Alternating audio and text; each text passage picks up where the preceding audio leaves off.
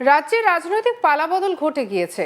আর নতুন সরকার আসার পর তৃণমূলের বিরুদ্ধে প্রকাশ্যে মুখ খুলতে শুরু করেছে সাধারণ মানুষ। তৃণমূলের বিভিন্ন নেতা কর্মীর বিরুদ্ধে উঠছে নানা অভিযোগ। আর একবার সরকারি জমি দখলের অভিযোগ উঠল ফের তৃণমূলের বিরুদ্ধে। সরকারি ঝিল বুঝিয়ে জমি বিক্রির অভিযোগ উঠল তৃণমূল কাউন্সিলরের বিরুদ্ধে। ঘটনায় স্থানীয় বাসিন্দাদের সঙ্গে নিয়ে বিক্ষোভ দেখায় বিজেপি।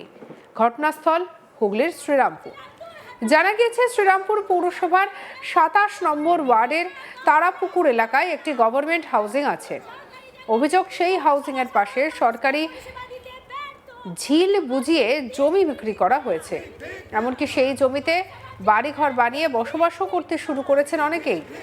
এই সমস্ত বাড়িঘরের কোনো বৈধ কাগজপত্র নেই বলেই অভিযোগ। এদিকে এই বিল বুঝিয়ে দেওয়ায় এলাকায় নিকাশি ব্যবস্থা বন্ধ হয়ে গিয়েছে বলে অভিযোগ উঠছে। স্থানীয় বাসিন্দা ননীগোপাল মিশ্র কি বলছেন শুনব। আমরা বিক্ষোভ দেখাচ্ছি যে হাউজিং এর যে ঝিলটা আছে এই ঝিলটা বন্ধ করে দিয়েছে কাউন্সিলররা, বিক্রি করে দিয়েছে। কাউন্সিলর পিন্টু নাগ, এখানে ২৭ নম্বর ওয়ার্ডে। কোনটা কিভাবে বিক্রি করেছে আমরা জানি না, কিন্তু এই ঝিল বন্ধ করার পরে যে এখানে জলটা পাস হবে, সেই জলটা পাস হতে পারছে না বলে জলটা কোয়ার্টারের ভিতরেই ঢুকে যাচ্ছে। আমাদের কোয়ার্টারের এরিয়াই ছিল, পাবলিক এখানে ঢুকতে পারবে না যখন এই কোয়ার্টার হয়েছে। কিন্তু পাবলিক ঢুকছে এই জন্য যে একটা অনুমতি নিয়ে যে যাতায়াত করবে, দোকান ফোকান আছে ওই জন্য যেত। কিন্তু পরবর্তীকালে দেখা গেল যে পুরো ঝিলটাই বন্ধ করে দিয়েছে, বিক্রি করে দিয়েছে, জল এখন ঢুকে যাচ্ছে। হ্যাঁ, আপনারা কি চাইছেন? আমরা চাইছি আগের মতো যেরকম ঝিল ছিল সেরকম ঝিল থাকবে এবং সেরকম ঝিল চলবে। স্থানীয় বাসিন্দা চিনু দলুই কি বলছেন শুনবো। আমরা এই বিক্ষোভটা দেখাচ্ছি যাতে ওইখান থেকে ঝিলটা এতখানি ছিল, প্রতাপ মণ্ডল, বিক্রম মণ্ডল আর পিন্টু নাগ এইগুলোকে বুঝিয়ে সব টাকা পয়সা নিজেদের নামে করছে। আর আমাদের বসবাস করতে খুবই অসুবিধা হচ্ছে, যাতে আমরা রাস্তায় বর্ষাকালে যেতে পারি না, এক হাঁটু জল হয়ে যায়। অনেক মানুষের, অনেক পাবলিকের খুবই অসুবিধা হয়। নর্দমায় জল আটকে যায়, বাচ্চারা বাড়ির বাইরে যেতে পারে না, অনেক কষ্ট হয়। সব এই লিগ্যাল ভাবে করা। ২৭ নম্বরের ওয়ার্ড যে পিন্টু নাগ আছে, উনি মানে বিক্রম মণ্ডল, প্রতাপ মণ্ডলকে দিয়ে এগুলো করাচ্ছে। ওনারাই টাকা পয়সা নিচ্ছে, ওনারাই সবকিছু টাকা পয়সা জোগাড় করে বাইরে বিদেশে ঘুরতে যাচ্ছে। কাউকে কোনো ১০ পয়সা, কোনো ক্লাব কেনা, কোনো বাচ্চাদের নয়, কোনো হ্যান্ডিক্যাপকে কয়েন নয়, কাউকে কোনো পয়সা দেয় না, সব ওনারাই করে। ওই মাঠটা এখানে বাচ্চারা খেলতো, মাঠটাকে ক্যাপচার করে নিয়েছে।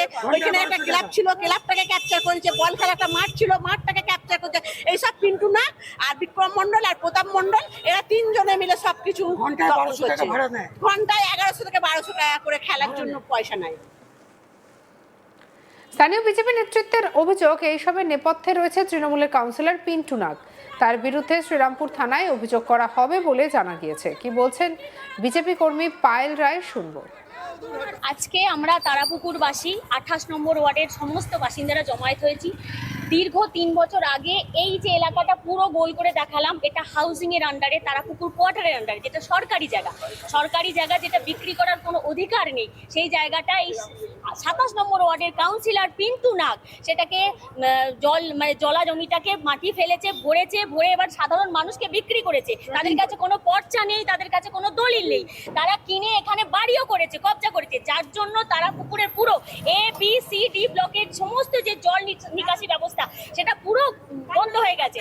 তার জন্য কি হয়েছে, এখানটা এতটাই হয়ে গেছে যে একটু বৃষ্টি হলে প্রত্যেকের ঘরে ঘরে বাথরুমে জল ঢুকে যাচ্ছে। নর্দমায় আমরা মারাত্মকভাবে সাফার করছি। তাই আমরা প্রত্যেকে, সমস্ত এলাকাবাসী মহিলা মিলে আজকে সোচ্চার হয়েছি। এই ২৭ নম্বর ওয়ার্ডের যে কাউন্সিলর পিন্টু নাগ, একে পৌরসভা থেকে হয় পদত্যাগ করাক আমাদের পৌর চেয়ারম্যান, না হলে উনি নিজে পদত্যাগ করুন।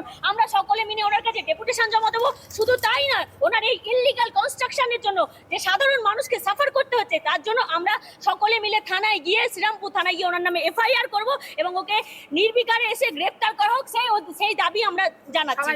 সবাই মিলে আমাদের দাবি, সরকারের জমি সরকার ফিরে পাক, আর এখান থেকে ইললিগাল কনস্ট্রাকশন গুলো বুলডোজার দিয়ে তুলে দেওয়া হোক, যাতে যেরকম ঝিল ছিল সেরকম ঝিল থাকে, যেন জল নিকাশি ব্যবস্থা একদম পরিষ্কার হয়, আর এখানে যেন সেরকম ভাবে আগেকার মানুষ যেন সুস্থ সরল ভাবে থাকতে পারে। এটা আমাদের দাবি। তাই আমরা চাইবো যে আজকে পিন্টু নাগের বাড়ি ঘেরাও হোক, আমরা সকলে মিলে বাড়ি ঘেরাও করবো। করব আর সরকারের দৃষ্টি আকর্ষণ করছি। সরকার তো আমাদেরই সরকার, ভারতীয় জনতা পার্টির সরকার, অবশ্যই এটা ইলিগালের দিকে এদিকে লক্ষ্য রাখবে।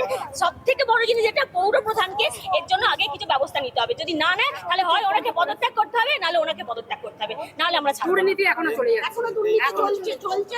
সকালে শ্রীরামপুরে দেখা যায় একটা ডেঙ্গু এইভাবে জল জমলে তো সমস্যা।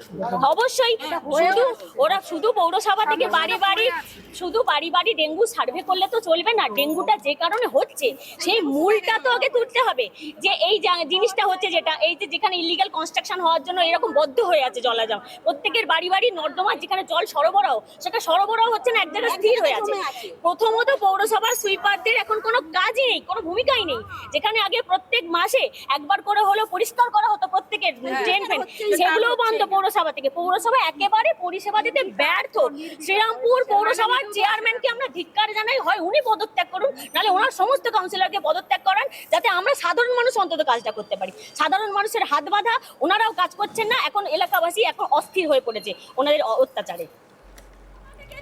যার বিরুদ্ধে এই অভিযোগ সেই পিন্টু নাগ এ বিষয়ে ঠিক কি বলেছেন শুনে নেওয়া যাক। শুনবো তৃণমূল কাউন্সিলর পিন্টু নাগের কথা। হাউসিংয়ের জমি বিক্রি কেউ করতে পারে নাকি? এ তো সম্পূর্ণ না জেনে বোধহয় কথাটা বলছেন, যেই বলে থাকুন আমি জানি না। ওখানে একটা জায়গা এখনও জলা আছে, যে জায়গাটাকে বাঁচানোর জন্য আমার পাড়া আমার সমাধানে একটা টাকা অ্যালটমেন্ট করা হয়েছে ওই জলাটাকে বাঁচানো। বাকি যে অংশটাতে মানুষজন বাড়ি করে আছে, আজ থেকে 35-40 বছর আগে এ সমস্ত জমি বিক্রি হয় এবং তার সমস্ত রেকর্ড হয়। পরবর্তী সময় হয়তো হাত বদলে মালিকানা চেঞ্জ হয়েছে।